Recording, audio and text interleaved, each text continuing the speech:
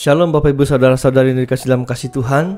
Bersyukur kembali pagi hari ini kita bersama-sama boleh memuji menyembah Tuhan.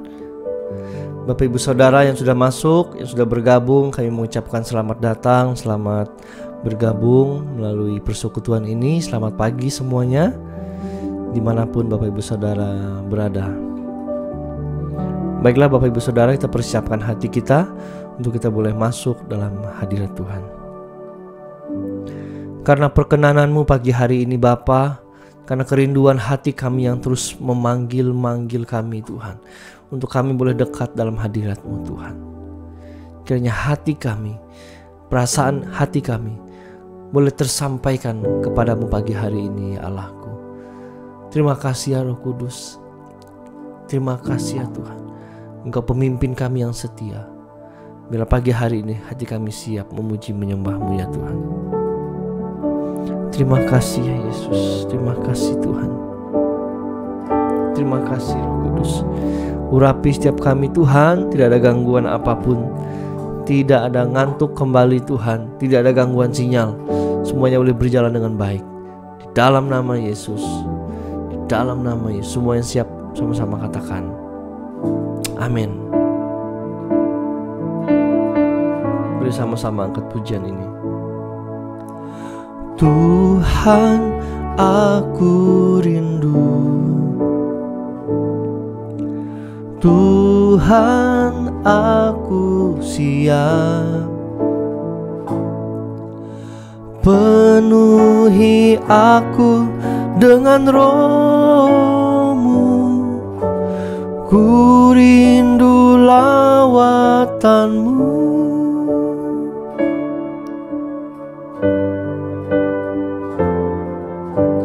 Tuhan, aku rindu. Tuhan, aku siap. Penuhi aku dengan Roh-Mu. Ku rindu lawatan-Mu.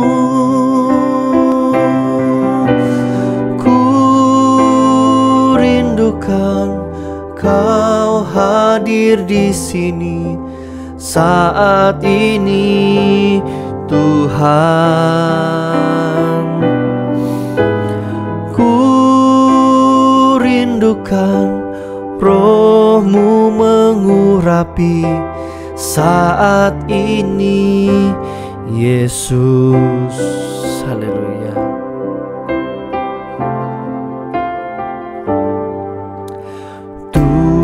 Tuhan, aku rindu. Tuhan, aku siap. Penuhi aku dengan Roh-Mu. Ku rindu lawatan-Mu. Tuhan, aku rindu. Tuhan, aku siap. Tuhan, aku siap. Penuhi aku dengan Roh-Mu. Ku rindu lawatan-Mu.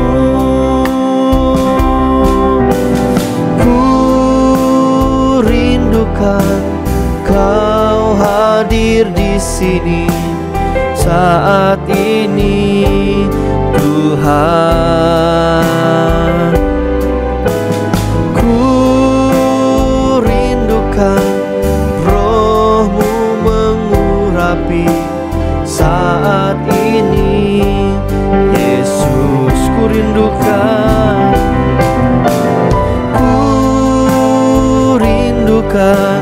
Kau hadir di sini saat ini Tuhan.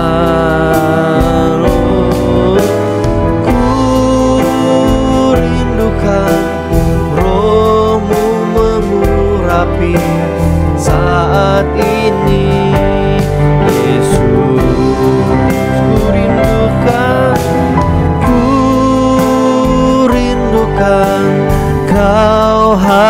hadir di sini saat ini Tuhan. Ku rindukan Roh-Mu mengurapi saat ini Yesus.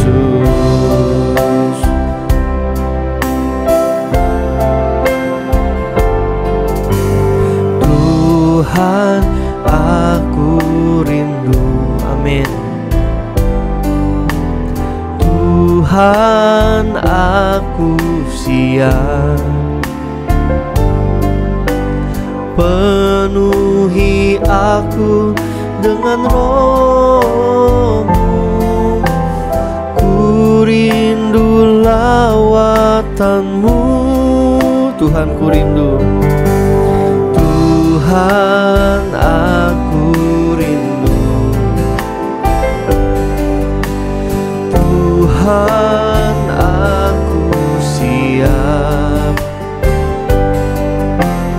Penuhi aku dengan Roh-Mu. Ku rindu lawatan-Mu. Ku rindukan Kau hadir di sini saat ini Tuhan. Ku rindukan Roh-Mu mengurapi saat ini Yesus. Ku rindukan, ku rindukan Kau hadir di sini saat ini Tuhan.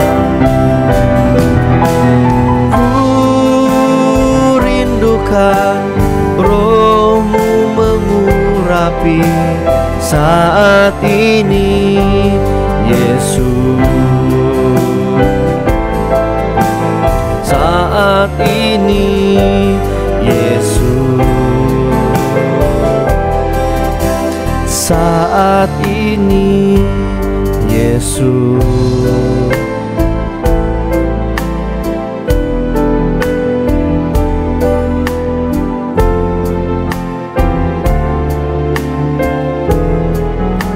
Mari sembah Dia.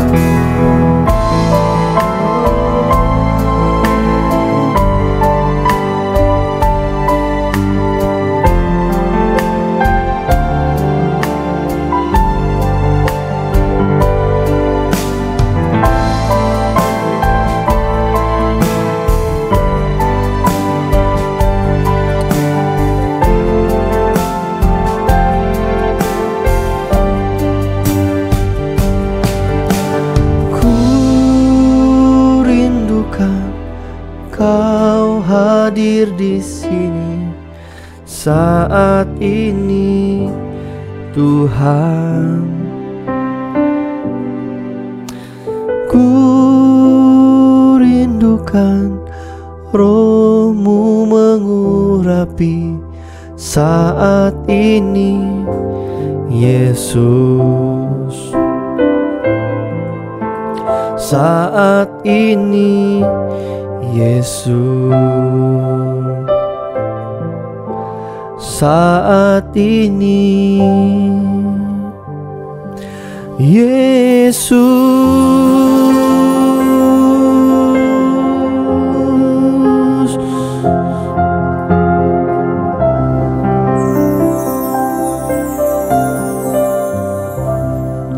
Urapi kami saat ini ya Bapa. Sebelum kami mendengarkan firman Tuhan, Tuhan yang melayakkan kami. Terima kasih Bapa, urapi hamba-Mu, urapi kami semua.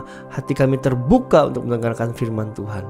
Di dalam nama Yesus semua yang siap sama-sama katakan amin. Haleluya, haleluya. Bapak Ibu Saudara, kita perkatakan Mazmur 91 ayat yang pertama sampai yang ke-16 untuk menjadi iman kepercayaan kita kepada Tuhan.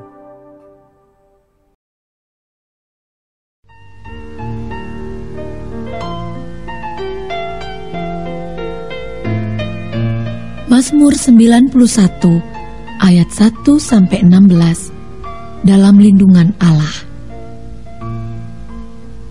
Orang yang duduk dalam lindungan yang maha tinggi dan bermalam dalam naungan yang maha kuasa akan berkata kepada Tuhan, tempat perlindunganku dan kubu pertahananku, Allahku yang kupercayai.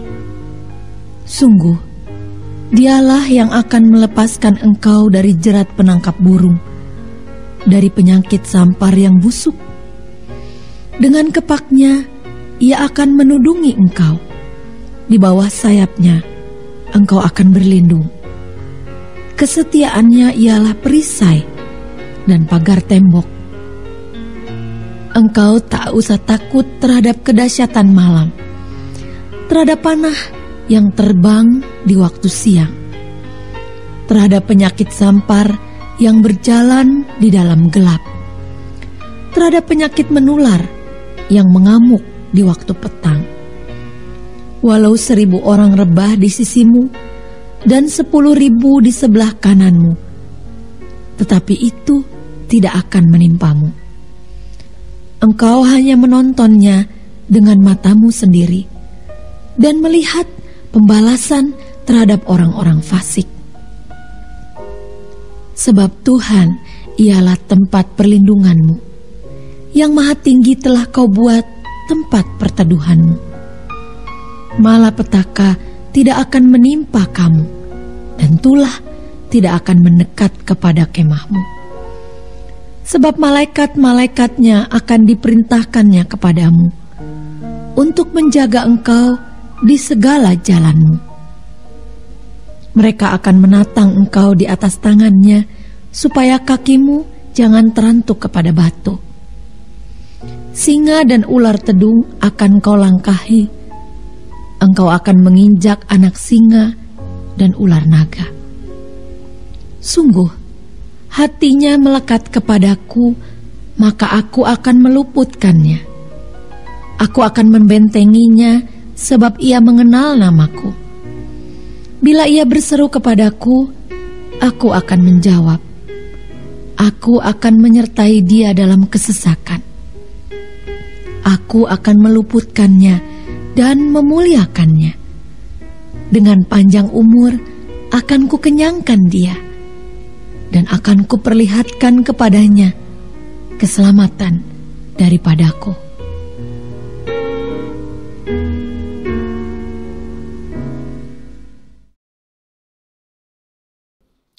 Shalom, selamat pagi, puji Tuhan. Kita kembali dalam program Morning Blessing. Di pagi hari ini saya percaya saudara semua bangun dalam keadaan sehat kembali. Tidak pernah bosan saya katakan bahwa setiap pagi saudara yang setia kepada Tuhan, apapun kondisi sehari sebelumnya, apapun pergumulannya, saya terlalu percaya bahwa saudara tetap dalam perlindungan Tuhan. Katakan amin, katakan yes. Nah saudara, di pagi hari kita terus berlanjut hari demi hari. Kita semakin mengenal Tuhan Yesus melalui pengalaman-pengalaman, melalui persoalan kehidupan kita. Kita akan semakin mengenal Yesus Kristus sebagai Tuhan, penolong dan sahabat yang sejati. Katakan amin. Nah saudara, kita mau terus berlanjut mengenal Kristus di dalam setiap segi kehidupan kita. Mengenal Kristus bukan cuma sekedar kita membaca Alkitab, tapi kita punya pengalaman, petualangan, adventure bersama Tuhan. Melalui apa? Melalui kehidupan kita sehari-hari, katakan amin. Bagaimana kita bisa mempraktekkan firman Tuhan kalau kita tidak menghadapi persoalan-persoalan kehidupan kita, katakan amin. Nah, saudara, kita melihat bahwa banyak Alkitab kita di Perjanjian Baru ditulis oleh seorang rasul yang bernama Rasul Paulus. Anda melihat bagaimana pertobatan Rasul Paulus dari seorang Saulus yang jahat, yang banyak melakukan kejahatan. Bahkan dikatakan dalam Galatia pasal 5 yang ditulis oleh Rasul Paulus, semua Paulus pernah melakukannya.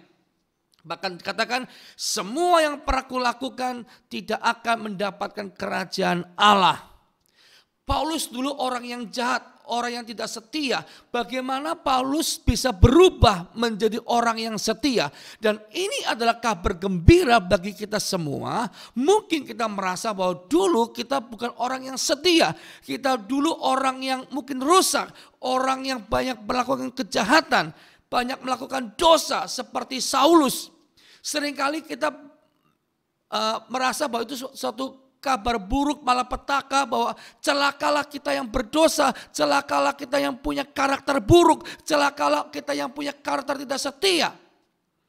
Tapi biarlah pagi hari ini kita mendengar kabar gembira bahwa Paulus sebelum berubah menjadi Paulus yang bernama Saulus. Haleluya.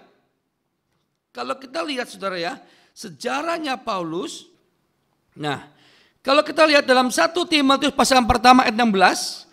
Tetapilah inilah sebabnya aku sudah beroleh rahmat, yaitu supaya di dalam hal aku yang terlebih besar dosanya itu. Nah, Paulus mengakui dosanya besar.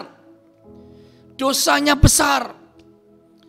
Bahkan banyak kejahatan Paulus pernah berbuat. Saudara, kita seringkali terpukau dengan dosa kita. Kita merasa terlalu mengingat-ingat dosa kita sehingga kita lupa bahwa dosa itu bisa diampuni, memperoleh hikmat di dalam nama Yesus Kristus. Katakan amin. Ya. Kenapa? Saya katakan ya, orang setia itu pasti sabar dalam menghadapi segala sesuatu. Kita buktikan. Kenapa Paulus bisa bertobat? Kenapa Paulus bisa mengenal Kristus? Kembali ayatnya kita sambung di dalam 1 Timotius ayat yang pertama ayat 16. Tetapi inilah sebabnya aku sudah beroleh rahmat, yaitu supaya di dalam hal aku yang terlebih besar dosanya itu, Yesus Kristus menunjukkan sehabis-habisnya. Apa saudara? Sabarnya.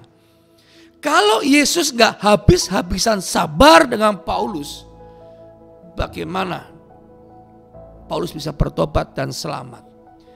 Saudara, bukankah Yesus Kristus juga sabar, sehabis-habisnya sabar dengan kita? Karena orang yang sabar itu menunjukkan orang yang setia. Saya ulangin. Orang yang sabar seperti Yesus sabar menantikan pertobatan Paulus. Demikian, bukankah Tuhan sabar dengan kita? Nah, pertanyaannya, kenapa kita nggak mencontoh teladan Tuhan Yesus? Kita sabar terhadap kejahatan, sabar dengan segala sesuatu. Nah, saudara, orang yang setia bukan berarti tanpa masalah. Paulus setia, dia menginjil di mana-mana, bahkan dikatakan Paulus sampai ditolak, sampai diusir. Paulus menghadapi berbagai macam penolakan, bahkan cedera-cedera dan didera dengan luar biasa. Kalau kita lihat saudara ya, kalau kita lihat dalam firman Tuhan Filipi pasal yang ketiga ayat yang ketujuh, itu slogan yang luar biasa, firman Tuhan yang sangat kata-kata yang mutiara sekali. Kalau kita lihat bagaimana Paulus setelah bertobat menjadi orang yang setia, Paulus berani berkata, tetapi apa yang dahulu merupakan keuntungan bagiku, sekarang ku anggap rugi karena Kristus. Ayat yang ke-8, malahan segala sesuatu ku anggap rugi karena pengenalan akan Kristus Yesus. Wow, terlalu setianya, terlalu cintanya sama Tuhan. Paulus berkata, malahan segala sesuatu, harta, jabatan, apapun dianggap rugi setelah mengenal Kristus. Orang yang setia, matanya tertuju kepada Kristus semata-mata. Dia tidak lagi lihat jabatan. Makanya kalau Anda pelayan Tuhan, Anda kecewa karena perlakuan manusia, Anda merasa punya iri hati, Anda merasa kok pemimpin Anda sepertinya Anda berasumsi yang negatif.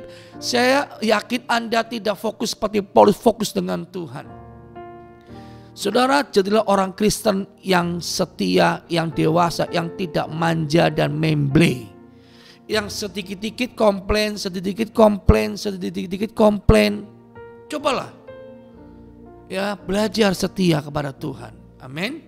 Nah, bahkan Paulus katakan, Tuhanku lebih mulia daripada semuanya. Oleh karena dialah aku telah melepaskan semuanya itu dan menganggap sampah supaya aku memperoleh Kristus. Wow, dahsyat. Kata amin.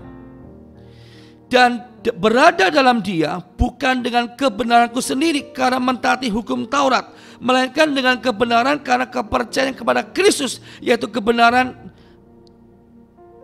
yang Allah anugerahkan berdasarkan kepercayaan. Nah, saya akan pernah katakan bahwa orang setia itu tidak mudah menghakimi. Ya, kalau Anda mengatakan Anda setia, tapi mudah menghakimi. Paulus katakan, ya, bahwa aku di dalam Dia bukan karena aku merasa benar.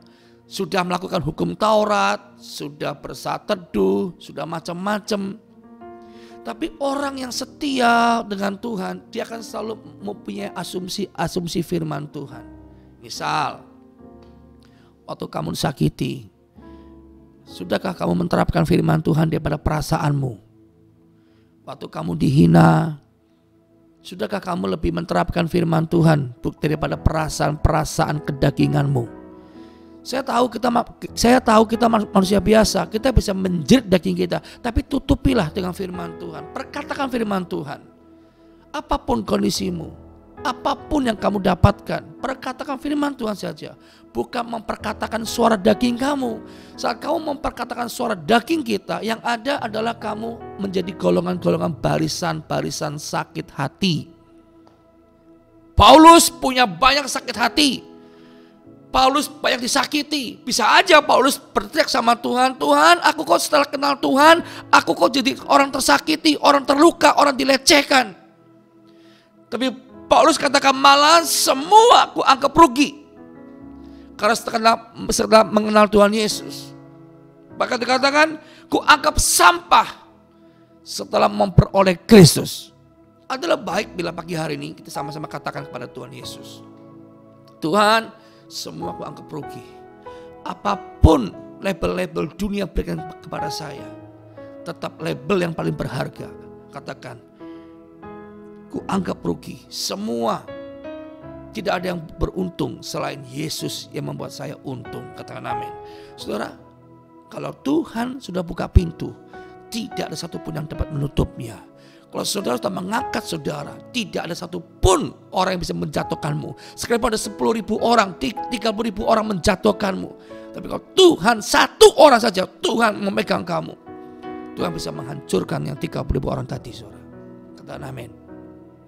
Katakan yes.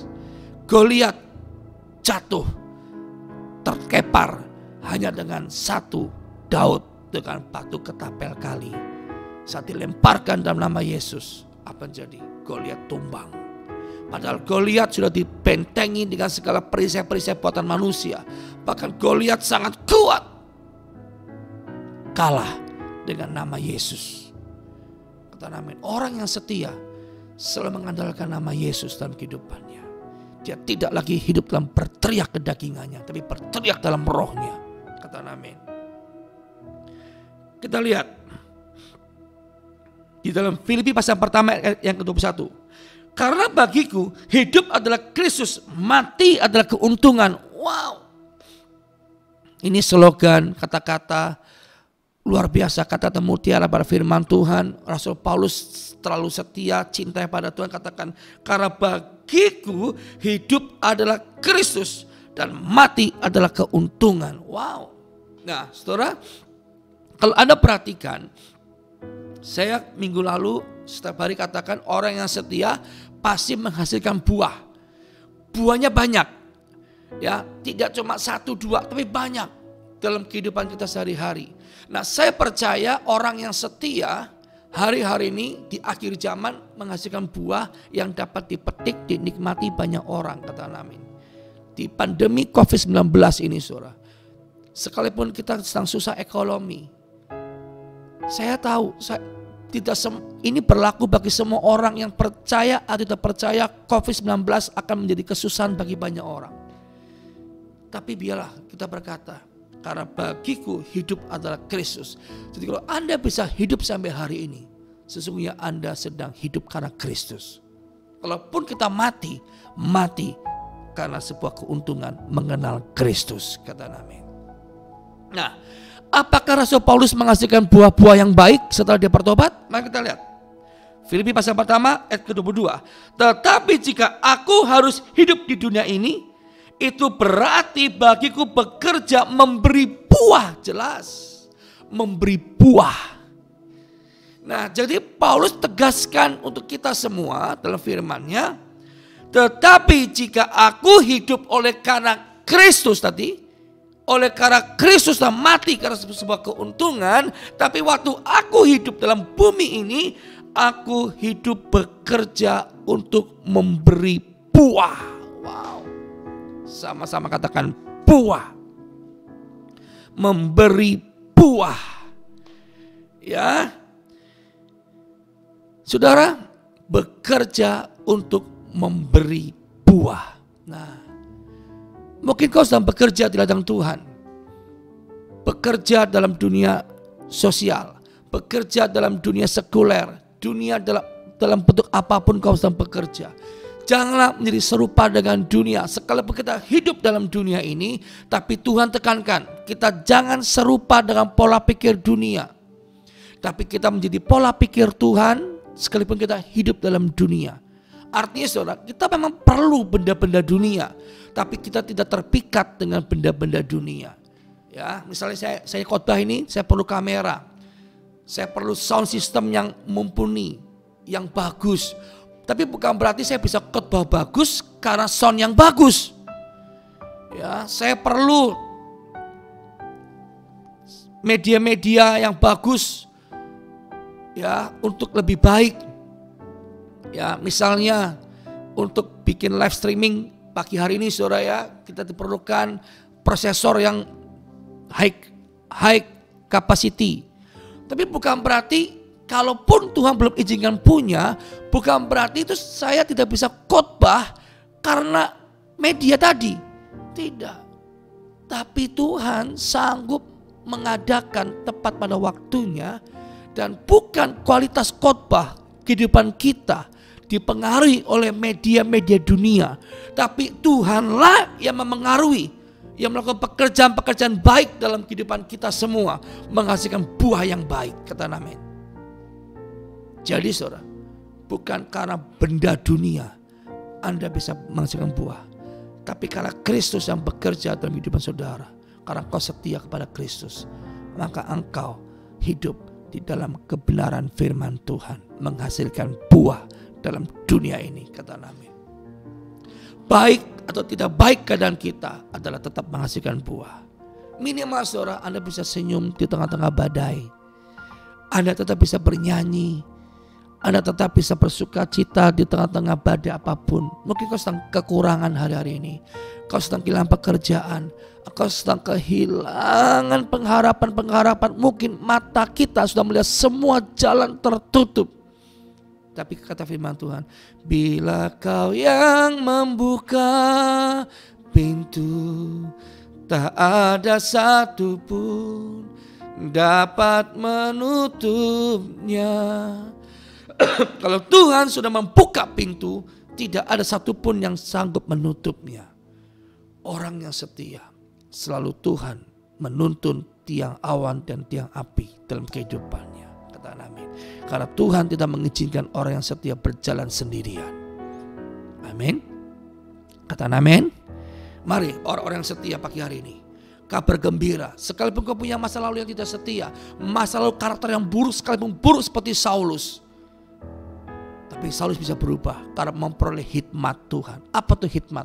Memperoleh pengabaran Injil Kristus. Kalau kita sudah berubah oleh karena Injil, hikmat firman Tuhan, adalah baik bila kita kabarkan Injil yang pula kepada orang-orang yang punya masa lalu yang sama seperti kita, supaya orang-orang yang seperti kita di masa lalu memperoleh hikmat, memperoleh keselamatan yang seperti kita dapatkan di pagi hari ini. Katakan amin. Mari angkat tanganmu saudara. Orapasikata karapasikata karap. Bapak, terima kasih di pagi hari ini kami sudah diselamatkan. Kami memperoleh hikmat sebagai orang-orang yang mengenal Kristus, sehingga kami setia Tuhan. Dan bila kami mau menjadi duta-duta Kristus, duta-duta Injil bagi semua orang, bahwa kami sudah diselamatkan dari rupa-rupa kejahatan, kami boleh memperoleh keselamatan daripada Tuhan. Dan bagi hari ini kami mau katakan kami sudah diselamatkan Tuhan. Kami mau hidup setia kepadamu Tuhan. Engkau memberkati setiap orang-orang yang setia, sekalipun dalam kesusahan, sekalipun dalam badai pada kehidupan. Tapi kami percaya tangan Tuhan selalu menyertai, bahkan menyembuhkan bagi yang sakit di pagi hari ini Bapa. Di dalam nama Yesus, di dalam nama Yesus, di dalam nama Yesus, di dalam nama Yesus. Bapa, terima kasih, Engkau sungguh baik, Engkau sangat baik. Di dalam nama Yesus, haleluya, haleluya. Yang diberkati disembuhkan, sama-sama katakan amin. Shalom, selamat pagi. Tuhan Yesus memberkati berlimpah-limpah. God bless you all. Selamat beraktivitas. Haleluya.